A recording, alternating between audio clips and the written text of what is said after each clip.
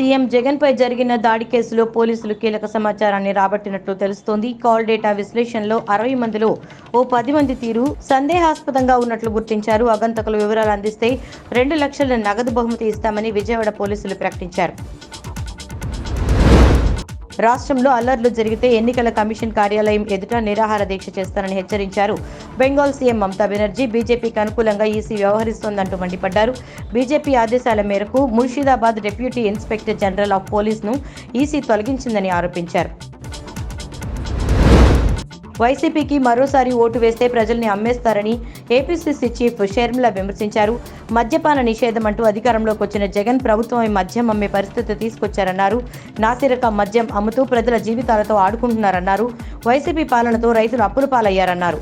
సామాజిక న్యాయం అంటూ ఊదరగొడుతున్న జగన్ అమ్మఒడిలో కోతలు ఎందుకు పెట్టారని పలమనేరు సభలో షర్మిల ప్రశ్నించారు. తెలంగాణ సీఎం రేవంత్ రెడ్డి బీఆర్ఎస్ నేత దాసోజు శ్రవణ్ బహిరంగ లేఖ రాశారు. రాజ్యాంగ నిర్మాత డాక్టర్ బిఆర్ అంబేద్కర్ను అవమానించినందుకు యావత్ తెలంగాణకు క్షమాపణలు చెప్పాలని డిమాండ్ చేశారు. ప్రపంచంలో అతిపెద్ద స్మారక చిహ్నమైన అంబేద్కర్ విగ్రహానికి పూలమాల వేయకుండా కాంగ్రెస్ ప్రభుత్వం అవమానించిందని విమర్శించారు.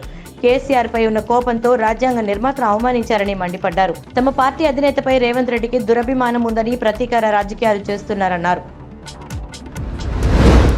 తెలంగాణలో లోక్సభ ఎన్నికల ప్రచారంలో భాగంగా ఈరోజు బీఆర్ఎస్ సంగారెడ్డి జిల్లా సుల్తాన్పూర్లో ప్రజా ఆశీర్వాద సభ నిర్వహించనుంది. పార్టీ అధినేత మాజీ సీఎం కేసీఆర్ పాల్గొననున్నారు. ఇప్పటికే సభకు సంబంధించి ఏర్పాట్లు పూర్తయ్యాయి. జహీరాబాద్, మెదక్ ఎంపీ స్థానాల పరిధిలోని పార్టీ నాయకులు, కార్యకర్తలు హాజరు కానున్నారు. నేపాల్లో ప్రజా ఉద్యమం ఎగసిపడుతోంది. నేపాల్ని హిందూ దేశంగా ప్రకటించాలని డిమాండ్ చేస్తూ రాజధాని ఖాట్మండూలో వేలాదిగా ప్రజలు మార్చ్ నిర్వహించారు.